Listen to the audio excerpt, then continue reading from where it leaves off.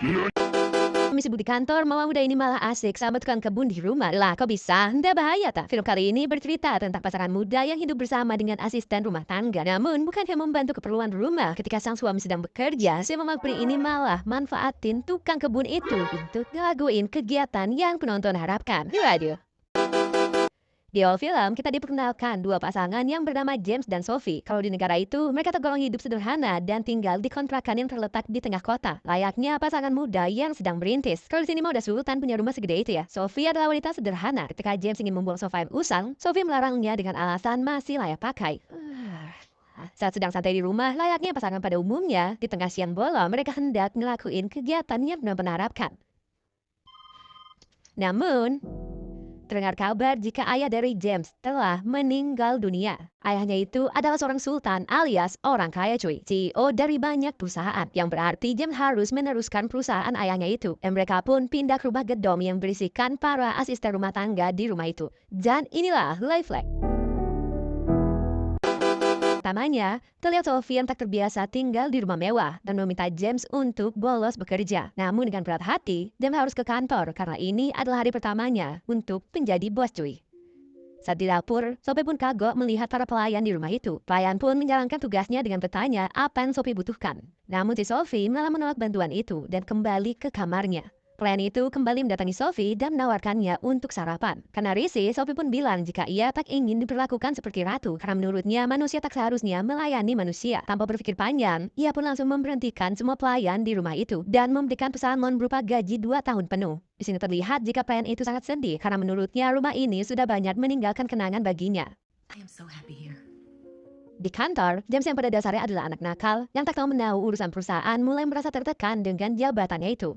Malam harinya, James yang tahu semua pelayan diberhentikan, awalnya merasa kecewa dengan keputusan Sophie itu. Karena mereka sangat membutuhkan di rumah sebesar ini. Sophie menjelaskan jika ia hanya ingin membebaskan mereka untuk mengejar cita-citanya. Dan ia hanya ingin tinggal berdua di rumah ini. Agar situasi mereda, Sophie pun lakuin ini.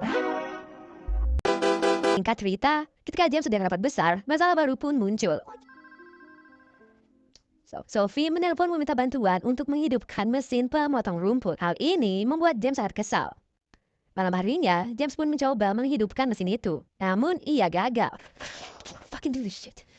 Sophie yang belum terbiasa hidup di rumah mewah pun akhirnya mulai kewalahan dan sering menelpon James mengeluh tentang urusan rumah. Padahal dia sendiri yang mencat semua karyawan cuy. James yang lelah dengan urusan kantor berkata jika itu adalah konsekuensi dari Sophie. Kemudian James pun curhat kepada tangan kanan ayahnya tentang masalah ini. Ia pun menjelaskan jika istrinya tak ingin menjadikan manusia sebagai pembantunya. Mendengar itu, ia pun memberitahukan James tentang perusahaan yang sangat rahasia yang menyediakan asisten rumah tangga berupa robot AI canggih yang secara fisik 100% seperti manusia dan hanya dapat diakses oleh kaum elit saja. James pun mengajak Sophie ke perusahaan itu. Mereka bertemu dengan pemilik perusahaan yang bernama Julian. Julian menjelaskan tentang robot asisten yang dapat disewa dan dibawa pulang. Semua robot di sana dirancang memiliki fisik yang sempurna, baik itu tampan dan cantik. Hello.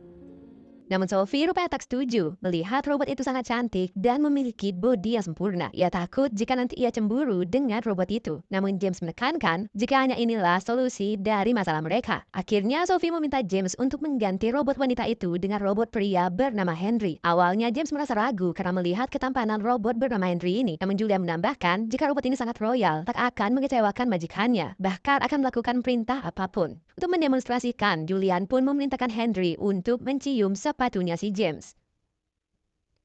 Merasa dapat dipercaya, mereka pun sepakat untuk membawa pulang robot Henry termasuk alat kapsul robot itu. Julian menjelaskan di setiap program pasti sewaktu-waktu mengalami gangguan error. Dengan kapsul ini, robot akan disegarkan kembali. Dan canggihnya lagi, Henry dapat mempelajari keinginan dari majikannya. Henry pun menjalankan tugas dengan baik seperti menyiapkan sarapan hingga memotong rumput. Awalnya, Sophie merasa aneh dengan keberadaan Henry dan lagi-lagi mengeluh kepada James. Namun James pun menegaskan kembali jika ia sekarang sedang sibuk di kantor dan berkata jika lama-kelamaan Sophie akan terbiasa dengan si Henry. Dengan terpaksa, Sophie pun menjalani hari dengan Henry. Karena Henry ini adalah robot pintar, ia pun membuatkan pesan kertas berisikan rasa syukurnya dapat melayani Sophie. Hingga suatu saat, ketika Sophie tak mengenakan selai benang, tiba-tiba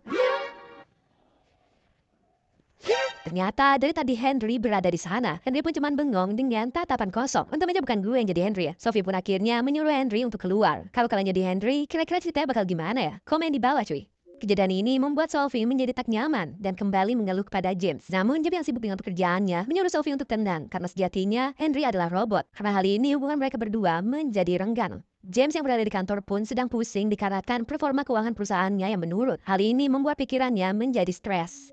Saat malam, James meminta Sophie untuk menemaninya berolahraga untuk rehat dari urusan kantor. Namun Sophie yang mager menolak itu dan hubungan mereka pun menjadi semakin renggang. Akhirnya James bermain tenis bersama Henry. Di sela permainannya, Henry si robot canggih ini mengetahui jika James sedang banyak pikiran. Ia pun bertanya kabar dari si James. James pun akhirnya curhat jika dirinya saat ini belum siap menggantikan posisi almarhum ayahnya. Henry dengan rasa simpatinya mengucapkan bela sungkawa kepada James. Disinilah mereka mulai menjadi akrab.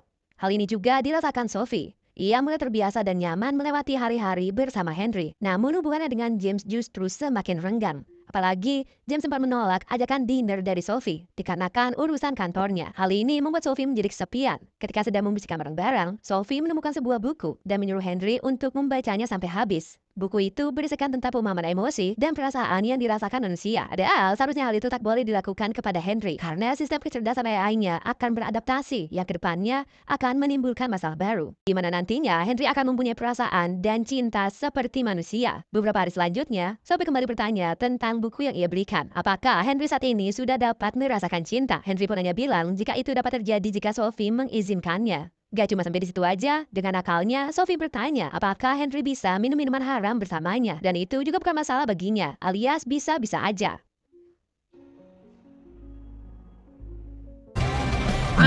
Saat libur, James dan Sophie terlihat bersantai di rumah. Kemudian Henry menghampiri mereka. Henry mengatakan jika dia telah habis membaca buku rekomendasi dari Sophie. Dari raut wajah James, nampaknya ia mulai merasakan ada yang gak beres dengan istrinya itu. Dan barbarnya lagi, Sophie pun berkata, apakah ia sekarang telah mengerti arti dari nafsu? Waduh, Henry pun menjelaskan secara ilmiah definisi dari kata nafsu tersebut. Dan lagi-lagi, Sophie pun bertanya tentang ini. Henry, can you feel lust? Yang membanggungkannya, Henry menjawab bisa jika Sophie menginginkan itu. Waduh, seketika James pun menentang dan melarang itu, of course. Malam pun tiba, Sophie terbangun karena mendengar suara asing. Wanita ini mulai memeriksa rumahnya. Dan suara itu berasal dari luar rumah. Ternyata terdapat Henry yang tergeletak pingsan tanpa sehelai benang. Ia mengaku jika ia mengigau dan bermimpi menjadi manusia. Sophie akhirnya membawanya untuk masuk. Namun sebelum masuk, terjadi sedikit salah paham dengan kondisi Henry dan Sophie yang seperti itu. Namun James akhirnya membawa Henry untuk masuk. Keesokan harinya, Julian datang ke rumah mereka untuk mengecek kesalahan robot Henry. Julian berkata jika hal tersebut terjadi dikarenakan mereka yang terlalu mengembangkan kecerdasan robot itu. Dan juga mereka terlalu memperlakukan robot itu layaknya seperti manusia. James menyalahkan Sophie karena dirinya yang terlalu memberikan pemahaman menjadi manusia terhadap robot itu. Namun Sophie membalikan itu semua. Karena jika saja James dapat hadir di kesehariannya, hal ini tak akan terjadi, alias Sophie merasa kesepian. Namun James tetap kekeh dan mengatakan jika Sophie harus menghentikan perbuatannya itu. Sophie pun tak menghiraukan itu. Dan hubungan mereka menjadi sangat renggang. Setelah James mandi, dirinya tak menggunakan selai benang dikagetkan oleh Jesus Harry. Awalnya, James pun terkejut, namun karena ia tak ingin memperlakukan James seperti manusia, ia pun membiasakan diri tak mengenakan selai benang. Waduh, film apa ini cuy? James pun menganggap jika Henry sama saja dengan alat pencukur listrik miliknya, di mana ia dapat bebas tak menggunakan pakaian di depan mesin cukur itu. Dan James pun meminta Henry untuk mencukurkan janggutnya. Namun dari tampangnya James rupanya rada-rada canggung tegang kayak gitu.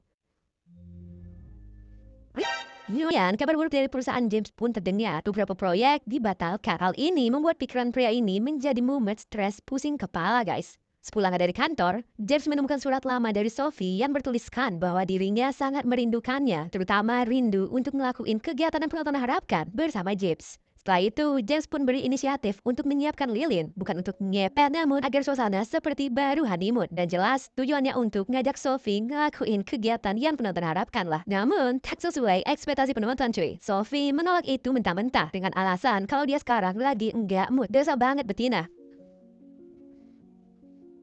Keesokan harinya saat di kantor, tak ada kabar baik dari perusahaan James. Hal ini disebabkan oleh keputusan strategi James yang gagal total. Orang kepecar ayahnya juga menyalahkan James. Di saat bersamaan, Sophie dan Henry yang berada di rumah kembali berdiskusi tentang progres kemampuan Henry memahami perasaan manusia. Henry mengaku jika sekarang ia dapat merasakan emosi dan memahami kebutuhan untuk menyenangkan si Sophie. Waduh, apa tuh ya? Ia pun bertanya, apakah ia boleh menyenangkan Sophie? Dengan senang hati, Sophie pun mengizinkan itu. Kemudian, entah apa yang terjadi cuy. Scene memperlihatkan Henry yang akan memijat Sophie. Ya, mungkin itu cara Henry untuk menyenangkan Sophie ya. Namun tiba-tiba Henry pun beradu jigong bersama Sophie. Waduh, bukannya kaget, namun di sini Sophie menerima itu. Dan mereka pun bablas untuk ngelakuin kegiatan yang penonton harapkan. Waduh, kasihan si James. Namun tiba-tiba, Sophie pun terbangun dengan James yang berada di sampingnya. Namun ia lupa jika kejadian bersama Henry itu apakah benar terjadi atau cuma mimpi belaka. James pun berkata jika ia habis bermimpi. Bermimpi jika mereka berdua masih tinggal di rumah sederhana dengan bahagia. Namun sayang, rasa rindu James itu nampaknya harus dikubur dalam-dalam. Karena Sophie di sini malah bilang jika mereka berdua nampaknya telah menjadi orang yang berbeda. Nyesek cok. Dan menurutnya sebaiknya hubungan mereka berubah menjadi open atau hubungan terbuka. Yaitu jenis hubungan di mana dua orang yang masih bersama setuju untuk berkencan atau berhubungan dengan orang lain. Waduh, hal seperti ini biasa terjadi di negara maju cuy. Dan James dengan berat hati menerima respect keputusan tersebut. Waduh, kasihan si James cok. Ketika James sedang di kantor, Sophie pun melakukan sesuatu yang membangunkan di rumah cuy. Yaitu dengan sengaja nih ngebuka pintu kamarnya dan ngelakuin akrobat kecil, yaitu senam 5 jari. Waduh, ya kalian paham lah apa maksudnya cuy.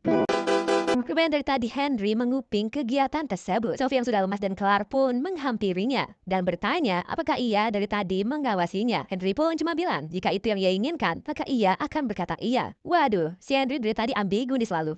Sebelum James semakin galau melihat kedekatan Sophie dan Henry, ia pun berkonsultasi kepada Julian tentang masalah robotnya. Julian menjelaskan jika Henry tak mungkin akan bisa mencintai Sophie jika ia tidak diperintahkan langsung oleh si Sophie. Waduh, akhirnya James pun menyuruh Henry untuk tak berinteraksi lagi dengan si Sophie. Namun Henry di sini malah mengadu cuy soal ini kepada Sophie. Yang jelas membuat James dan Sophie kembali bertengkar. James berkata jika ini adalah rumahnya dan robot itu juga miliknya. Jadi semua keputusan ada di tangannya. Karena hal ini Sophie pun akhirnya minggat dari rumah itu untuk beberapa hari. Kini tinggallah James dan Henry di rumah itu. Suatu ketika James meminta pisau cukurnya kepada Henry, hal di luar nulur pun terjadi. Henry datang. Iya, tanpa mengenakan selai benang cuy. Waduh, film apa ini cuy? Di sini Henry pun berkata jika ia diciptakan untuk menyenangkan tuannya. Tapi kan kamu lanang cuy. Ketika Henry mencukurnya, Henry semakin dekat.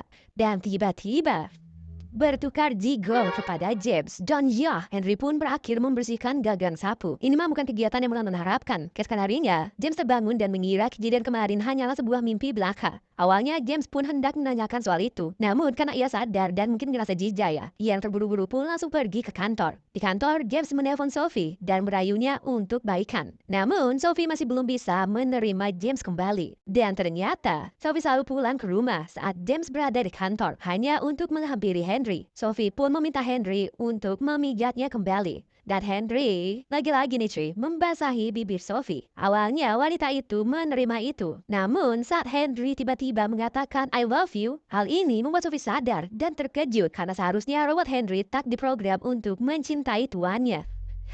Henry pun bilang jika ia hanya ingin membahagiakan tuannya. Maka dari itu Henry pun mengutarakan kata I love you tersebut. Ketika James pulang, ia pun sangat senang melihat Sophie berada di rumahnya. Namun terlihat raut wajah ketakutan dari wajah Sophie. Ia pun mengadu jika dirinya baru saja dicium oleh Henry. Lah kok ngadu cuy? Padahal mah ente sendiri yang mau cuy. Namun hal ini justru membuat James kecewa. Karena ia tahu jika robot itu akan melakukan apa yang Sophie perintahkan saja. James yang kesal pun mendatangi Henry. Dan bertanya mengapa ia mencium Sophie. Dan sudah jelas, Henry pun cuma bilang jika Sophie lah yang memaksanya. Dan tiba-tiba James melepas bau mentah dari tangannya dan mencabut mesin charger dari robot itu. Tujuannya agar Henry tak aktif lagi ketika baterainya telah habis.